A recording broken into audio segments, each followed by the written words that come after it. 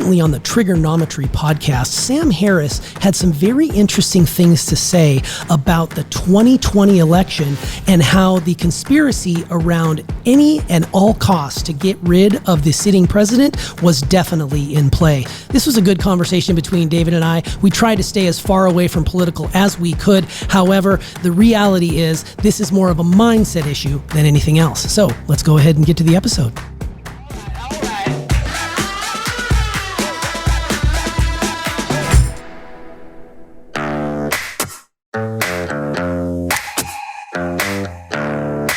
Successful people learn how to make their minds work for them. We're Life is Now, and this is the Successful Mind Podcast.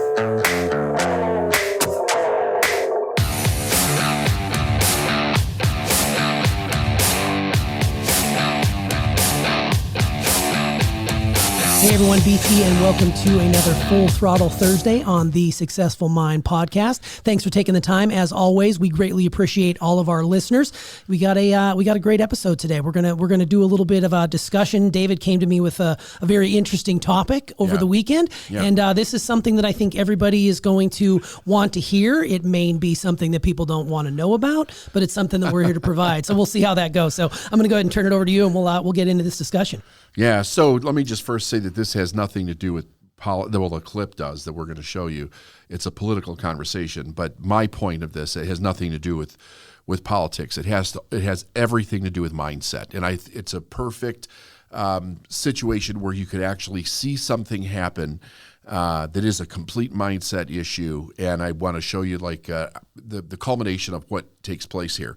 So last week, I'm a fan of Trigonometry podcast with Konstantin and Francis Foster. They do a great job. They have great guests. And last week they had Sam Harris on. I think they just recently did a tour of the United States. They had Joe Rogan. They went to go visit Joe Rogan, Jimmy Dore, and I know they went to go see Sam Harris. And they're fans of Sam's, Absolutely. Right? Sammy the Harris, they call him, right? Yeah, Sammy the Harris, right? Those guys are so interesting. I'd never heard of them before you sent them my way. They're great. Yeah, they're great. And I have been a fan of Sam Harris for a lot of years. I love to learn from people that I disagree with, and I don't disagree with Sammy the Harris on everything, but I do disagree with him on some things. But I love to get to hear different points of view. I think it's very dangerous to just stay locked into your point of view without listening to other people's points of view. And but I watched something that was really confusing me take place that I began to see, and it really started to concern me as we were beginning to move through COVID. And I was watching when different arguments started to come up around COVID, around Trump, around various different things. The position that Sam Harris, who's a public intellectual, who's supposed to be a really intelligent guy, who's supposed to have his finger on the button of reason, so to speak, like to be able to think rationally. Sure. And I saw him not thinking rationally, at least in my mind. He was not thinking rationally. He was extremely biased to the point of destruction. Like it was really bad. He was flagrantly dissing some of his colleagues that were disagreeing with him, and he wasn't keeping it on the table of reason. He was bringing it into the world of judgment. And one of the things I asked Brett Weinstein about this when I had Brett Weinstein and his wife Heather on the podcast a while back, I said, what is the deal with Sam Harris? Like, this guy is supposed to be a really intelligent guy. He's got he's a guy that comes from really thinking about reason, and yet when it comes to COVID, and this was specifically about the COVID conversation, he can't take in any other information. I mean, he goes to just extreme viewpoints around any kind of debate and argument around various different things that we were experiencing during COVID at the time. And because Brett Weinstein was confused about this too. He wasn't sure why this was happening. And of course, it wasn't just Sam. There were other people involved in all of this also.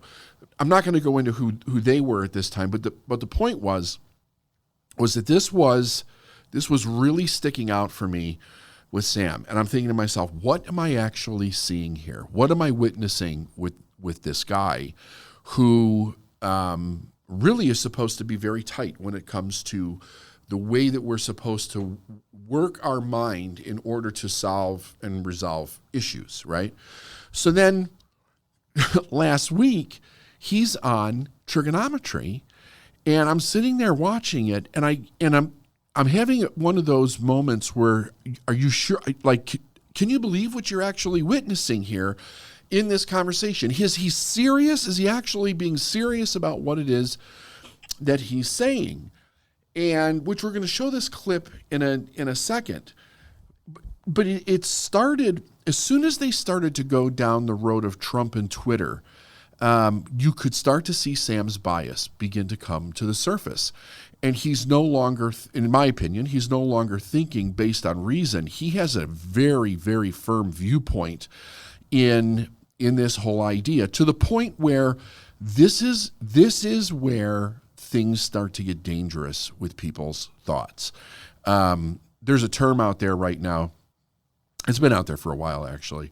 But people that have completely lost the ability to reason because they say that their mind's been taken over by Trump derangement syndrome, right? Like Trump, it's like Trump, when Trump came out in 2016, he broke the minds of some very intelligent individuals because they could not believe what they were seeing and what this guy was actually doing, and it violated all the rules of the way that they thought the universe operated in order to elect an individual or have an intelligent conversation or work on issues.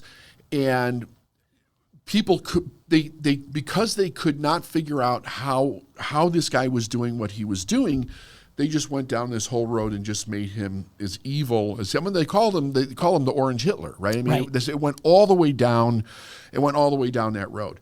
So when I saw this, I thought, I want to show everybody this clip because you have to see this to believe it and to start to grasp an understanding. Because what it does is, and again, you'll have trouble with this if you have issues when it comes to Biden, when it comes to Trump, when it comes to the election. You may have emotional issues when it comes to this, but the key point is, can we stick to reason? And what we're seeing is a world that we're now living in that is throwing reason right down the toilet. And like, we can't even figure out what a boy and a girl is anymore, right? Like, reason is completely going. But I didn't think it would go for people that knew how to reason. But this is an example of that. So why don't we show this? Yeah, so before we play that, just one more thing before we jump into this, because this is really impactful piece of content we're about to show you. One of the things that I would direct our listeners to, if they haven't already done so already, is over my shoulder, I'm going to go ahead and have them link to the video right now of the podcast we did last week around detachment from media, where you talked about bias and about how there's no longer sort of an unbiased opinion. When you have thought leaders similar to, like your Jordan Petersons and Sam Harris, of course, fits into that bill, who are not able to reason like you say, that's a problem. And I think that's one of the things that I definitely want people to go back and listen to that if they haven't already, because we just did it last week. Yeah. And I think it's important to kind of set the tone. I also wanted to make sure and point out that what you said about learning from disagreeable positions, you learned from other people. You're not one of those people who's irrational and your hatred for something. You're usually pretty middle of the road. I consider you a thought leader as well. So you're middle of the road when it comes to these things. You might go a little left or a little right, whatever that might be. But when you hear this clip we're about to hear from Sam Harris, who's supposed to be one of those sort of maybe left of center people, it seems like he swung a great deal to one huge. side. And the thing is, so I can be just as biased as the next person, but I know how to pull myself out of it emotionally and to think rationally, right? Like, okay, so maybe this is pissing you off. Let's rationally look at this. Let's look at the facts. Let's see what's actually happening. What's really going on here. Now, Sam is, he's one of the top in the world at this. And Konstantin and Francis give him multiple opportunities to fix this as it's happening in real time, and he just keeps doubling down. We're only showing a small section of this. This starts before we're going to show you, and it goes well afterwards. Also, it's a fascinating view into human thought. Yeah, exactly. All right, well, let's go ahead and play this. Let's go ahead and play this. All right. it's like a coin toss for me, the Hunter Biden laptop thing, because I do understand how corrosive it is for an institution like the New York Times to show obvious bias and inconsistency and dishonesty in how it's like they couldn't even frame it honestly. It's not like it's like the way I would frame it is, listen, I don't care what's in Hunter Biden's. I mean, Hunter Biden at that point, Hunter Biden literally could have had the corpses of children in his basement. I would not have cared, right? It's like there's nothing. First of all, it's Hunter Biden, right? It's not Joe Biden, but even if whatever scope of Joe Biden's corruption is, like if we could just go down that rabbit hole endlessly and understand that he's getting kickbacks from Hunter Biden's deals in Ukraine or wherever else, right, or China, it is infinitesimal compared to the corruption we know Trump is involved in. It's like a firefly to the sun, right? I mean, like there's just. It doesn't even. Now look. Pause it right here. You can see the look on Konstantin's face. He's like, I can't believe I'm hearing this. You're going to tell me that if he had corpses in his basement, that Trump would be worse than that. Right. Right.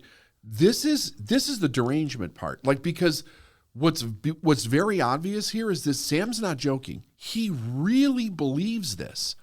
There's no tongue in cheek here. It's very clear that he's extremely serious about what he's saying. So go ahead. Absolutely. And one of the things that he did say there too is we know that the corruption, we know that's an absolute. We know, and nothing's really been completely and totally laid on Trump at this point, right? So we know is a strong statement. It just goes to show the hatred, I think, and we'll get into that here in a moment, but I'm going to go ahead and keep rolling this. Trump University, right? Trump University as a story is worse than anything that could be in Hunter Biden's laptop, in my view, right? Wait, now pause it.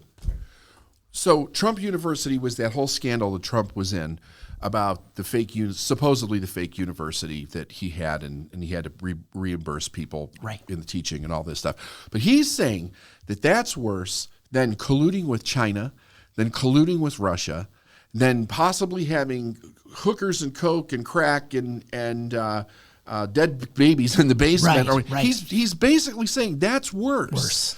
That's infinitesimally worse, right, than anything that Trump could possibly do. Just that statement alone is not rational. And here you're going to see where he actually goes in to say, yes, we absolutely know that this was a total collusion of people coming together to stop Trump, and he's okay with it. Let's watch. Now, that doesn't answer the people who say it's still completely unfair to not have looked at the laptop in a timely way and to have shut down the New York Post's Twitter account. Like that's just a conspiracy. That's a left-wing conspiracy to deny the presidency to Donald Trump. Absolutely, it was. Absolutely, right? But I think it was warranted. I pause it right there. Now look at the face. Look at their face. They're like shitting. They can't believe. First of all, they can't believe what they're getting. That's what I felt when I first heard it. I'm like, and I believe it's warranted. Here's the dangerous part, because I understand how emotional this topic can be for people. We have a constitution and follow a procedure in this country for a reason, because it works better than anybody else's, right? And it's designed for everybody to come together in the United States to say who they want. Everybody gets a voice. It doesn't matter how smart you are or how unintelligent you are or what your background is or what your position is. Everybody gets a voice. Now, one of the things I want to point out to people, we're not going to play this, but they can go back earlier. It's around the 20-minute mark. He actually talks about how Trump was directing tens of millions of vicious morons to attack people it's at the 20-minute mark. Yeah, I actually wrote down some of the words that he used. I wrote down some of the words that he used. Actually kept going in my note document as I was watching the video through the first time, just to get initial reactions. I was writing down how he was using to describe Donald Trump as he went through. And this is what he used. A black hole of selfishness was one that he used. our nation's wrecking ball, which I thought was completely and totally destructive. And then he came out and even said, there's no doubt he's a racist. There's no doubt he's a racist. No doubt. So those are some of the things that I pulled up. And he called Liz Cheney a religious maniac. Right? Who he agrees with because she disagrees with Trump. Yes. So it's like, where's the rationality in this thinking? No rationality. And you know what? If it's anybody, it doesn't matter who it is. Anybody's right to their opinion. Anybody has the right to say what 100%. They're saying. But the problem, the reason that I'm bringing this to the attention where I thought it was warranted to put it on the podcast was this. This is exposing the actual thought process that's taking place out there, where we have corrupted ourselves as a people to believe that it's okay to do whatever is necessary in order to throw an election to get whoever it is that we want in. And I'm not saying the election was thrown. I'm not saying that. I am not an expert in that. But what I'm saying is that this mindset is there. It's developed. He's saying things that a lot of people actually believe, that it's okay to do this. And when we go down that road, we become dangerous to ourselves. We have become dangerous to ourselves because we've thrown reason out. And we have so many people in the United States that now think free speech is a four-letter word and that it shouldn't be there. And they are actually campaigns against free speech. Then it becomes speech that is cultivated and directed by the elites of the world, because they're the ones that get the biggest voice and the loudest voice, and there's the most money behind those voices. And then it goes into complete, total corruption, right? This is extraordinarily dangerous. Let's watch where he goes with this. Sam, I'm sorry. That particular piece. I'm really sorry. I was the one that said we should move on, but you've just said something I really struggle with there, which is the kids in the basement? Fuck the kids in the basement. I'm interested in democracy. You're saying you are content with a left-wing conspiracy to prevent somebody being democratically re-elected as president. Well, no, I'm content. Well, but the thing is, it's just not left-wing, right? So Liz Cheney is not left-wing, right? Liz Cheney is doing everything in her power. You're content with a conspiracy to prevent somebody being democratically elected. But there's nothing, conspiracy, it's not, it was a conspiracy out in the open. But it doesn't matter if it doesn't matter what part's conspiracy, what part's out in the open. I mean, I think it's like, if people get together and talk about what should we do about this phenomenon, if it's like, if there was an asteroid hurtling toward Earth, and we got in a room together with all of our friends and had a conversation about what we could do to deflect its course, right? Is that a conspiracy? Like some of that conversation would be in public, some of it would be in private.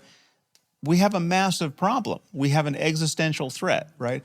Politically speaking, I consider Trump an existential threat to our democracy. So there you see, I mean, you can clearly see right there that the hosts of Trigonometry are completely blown away by what they're hearing. They can't believe it. He's essentially saying that we'll do whatever we can to keep this person out of a true democratic election. That's right. And we can't prove that this was thrown. And this is where it kind of teeters on that line. And we're trying very hard. It's hard to keep politics out of this, but this is all about mindset. I want everybody who's still listening, hopefully you haven't left yet, the people who are still listening to this, I want them to understand this is about the mindset with which people are thinking. I'm not saying my mindset's right, that your mindset's right, that Sam Harris's mindset is right, but it's interesting to see how our brains can sort of be warped to the point where in a democratic society, it's okay to be like, whatever it takes at all costs, we'll create some sort of chaos so that this person will no longer be in the office. And it's if you sit and watch this, it's so bad.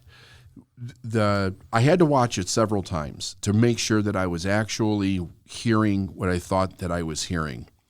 And there were pieces of it, I could talk about this for a couple hours because there's so much in this. I encourage everybody to go look at watch the entire show. Yeah, we'll definitely link to that in the show notes below, so make sure you check that out. But he makes a comment earlier on where he refers to the people that follow Trump as tens of millions of vicious morons. Now, these are our fellow human beings in this country. Right. He's telling us what he thinks about everybody that follows Trump.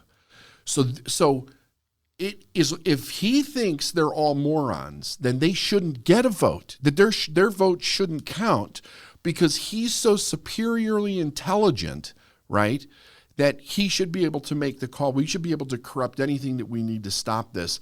And it's worse than a comet, headed toward Earth, or however it is that he tried to describe that. Yeah. Yeah. Well, and he also, in the interview that we didn't play, he talks about how basically Alex Jones and Donald Trump are the exact same person. And we elected Alex Jones into the White House. They're one and the same. And that's where in my notes I have turning millions of vicious morons against human sacrifice. They're human sacrifice. They're sacrificing people.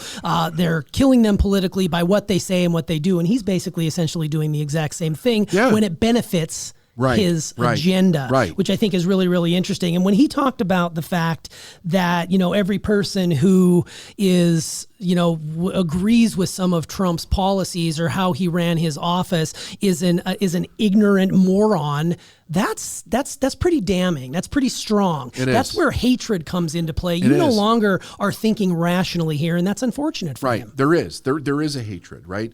I know he's part of the new atheist movement, and he has some amazing books arguing for the argument of atheism. I mean, that's really what he's known for, which I'm not saying that I agree with at all, but he is one of those people that for years has tried to present a rational argument. I think one of the things that I still do respect about the guy is that he has tried to find this idea of how we can have a really good moral value system without religion. Now, I don't think that he's proven that, and I kind of think that this shows that he hasn't proven that either. But I do respect that he has spent his life searching for something that he believes in. But this is like you said, this is hatred. Right. This is not rational thinking.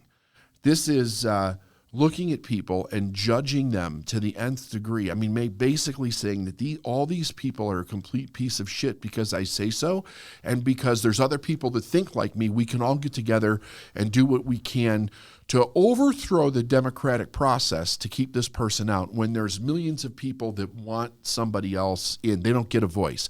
That's the dangerous part that I wanted to bring to this conversation. Yeah, Go ahead. Well, what I was thinking was, as we were going through this, from the years of 2016 to 2020, we went through a lot of change in this country, and we went through a lot of. I lost friends over these types of things. I lost acquaintances over this type of conversation because once they found out that I had voted a certain way in that election, they could not believe in my right mind that an intelligent person like myself would be able to be swayed in such a direction to completely and totally destroy our country. I don't believe for a second that that's what that was. There's a lot of really intelligent people who voted a certain way. Yeah. I like to see people in office that are willing to do what it takes to bring everyone together. Now, this obviously didn't happen, but there was an agenda behind it, in my opinion, that was completely media driven. And once people get a piece of that media in their mind, they really struggle to think rationally. I knew brilliant people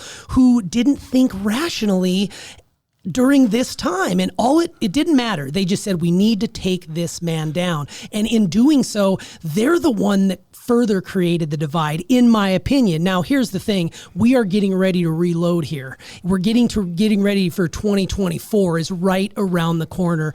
I, for one, am afraid, if you will, of what's going to happen of the fabric of this country if in fact what I think's going to happen is going to happen. Yeah. So if I'm a person out there right now listening and I'm trying to make sense of all of this and trying to think rationally, what is your suggestion? How can we learn from the brilliant Sam Harris? And again, we're not taking anything away from him. He's a brilliant thought leader. He's very intelligent. He's got a lot of really strong opinions and we value that. However, what can we learn from what he's saying here and have ourselves take pause for a moment and think about what it is that we can do to rework our mindset to a place of rationality? First of all, we need to understand that this can happen to anybody, right? And as you just said, this happened to so many people. This happened to people with Trump. This happened to people with COVID.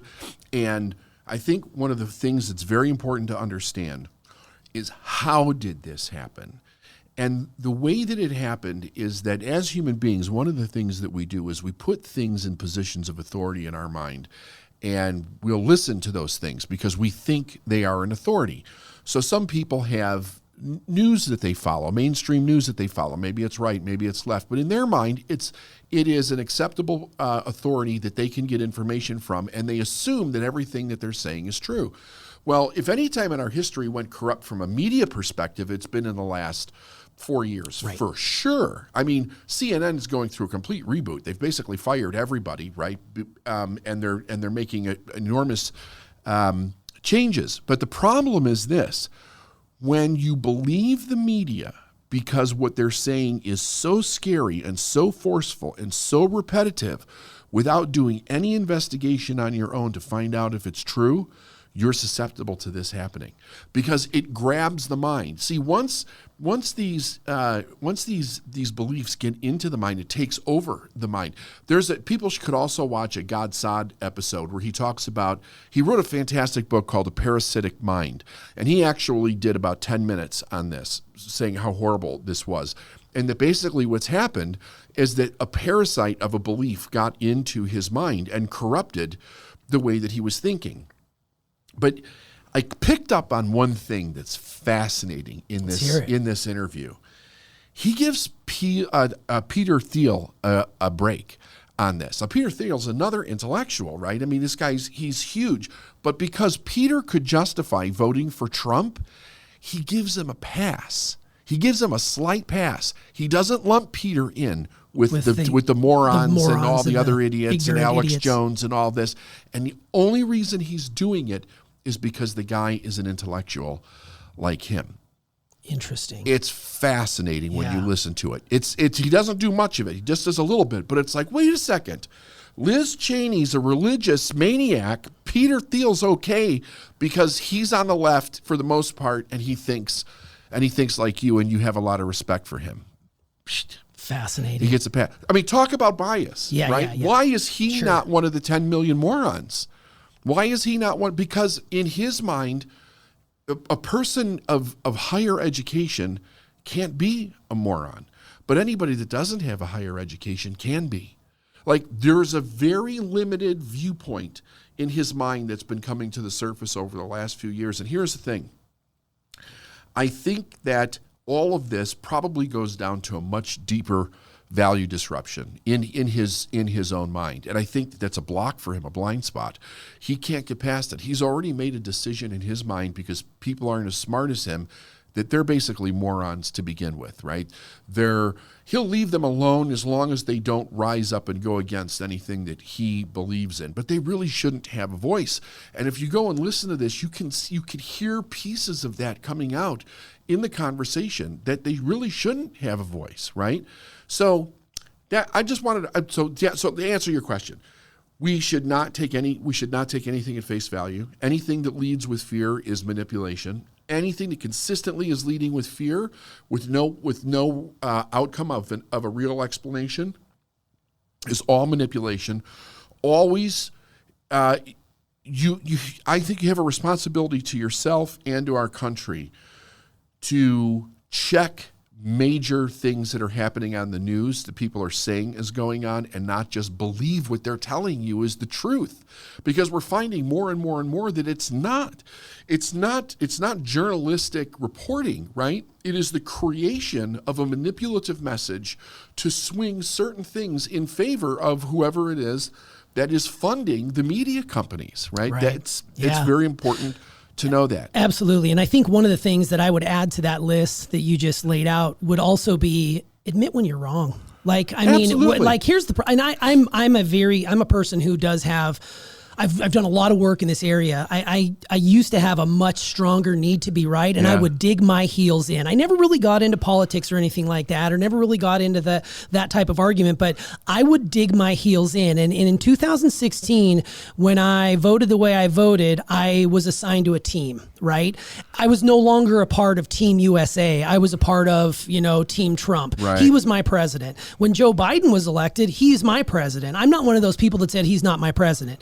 Here's here's the situation. I am one of those people that I would admit if I was wrong. And when I was getting like skewered up and down by family members, by people who know I voted a certain way, I just went dark. I just totally stayed out of it. Yeah, I didn't want, I mean, I left social media. I left all that stuff. I didn't want to deal with the noise. We talked about it last week about detachment. I'd completely detached, which is also dangerous. But the thing about it is, the thing that I'm struggling with most is that if we could just admit when we're wrong, and that goes for the media, that goes for human beings, that goes for anybody involved with any sort of platform like we have. If you make a mistake, like we probably made tons in this very interview, admit that you're wrong. Right. Admit that be vulnerable in that moment, because I don't know what it looks like to come back from this. Because like I said, 2024 is on the horizon, and I am in a place of fear from a mindset perspective about what people are going to do as this begins to unfold. It's a dangerous situation. It is a dangerous situation. And we want to hear people's opinions on this for sure. We definitely want to know what they're thinking out there.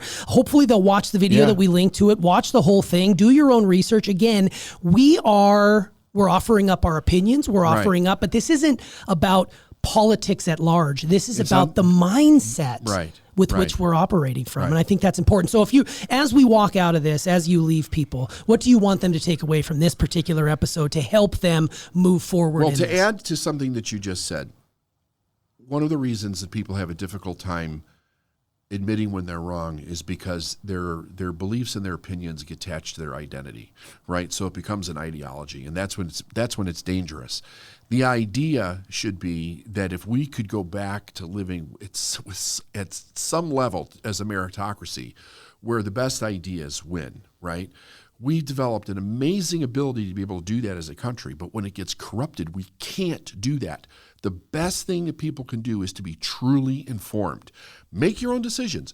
Vote the way that I'm not here to tell anybody which way to go. Not at all. I'm telling you, be informed so that you can actually make an intelligent decision.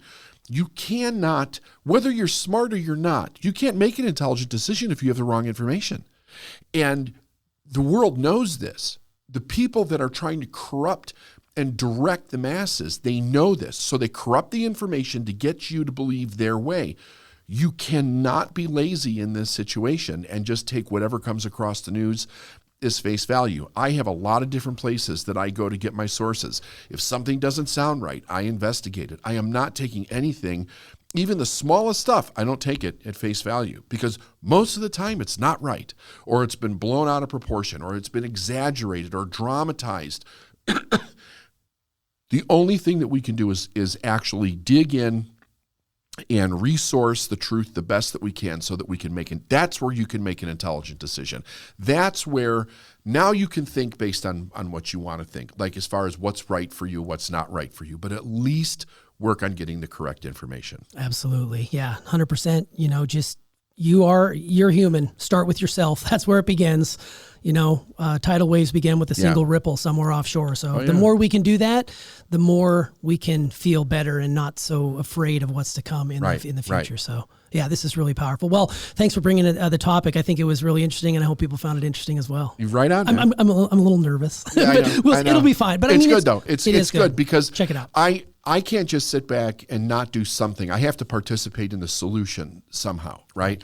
And I know that's uncomfortable for people, but we have to get uncomfortable because it's going to be a lot worse if we don't, right? If this country gets completely corrupted, you're not going to like the direction that it goes. History has shown this over and over again.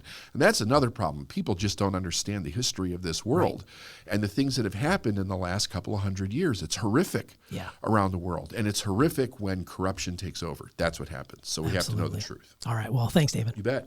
All right.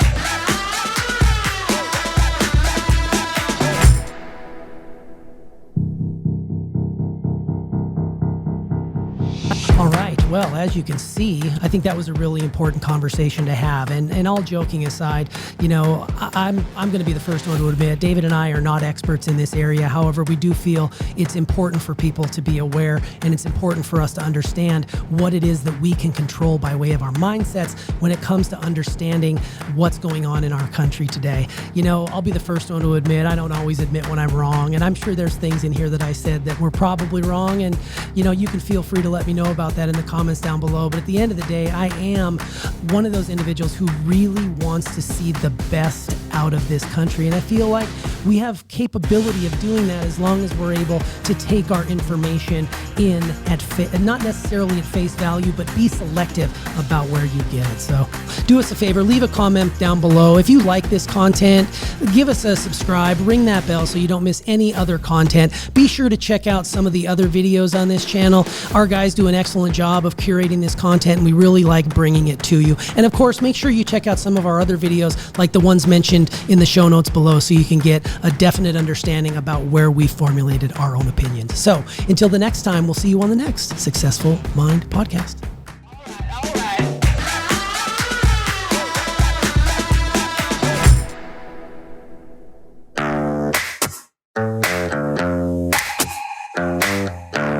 Thanks for listening to the Successful Mind podcast. If you like what you've heard and you want to know more, go to davidnagel.com/free stuff.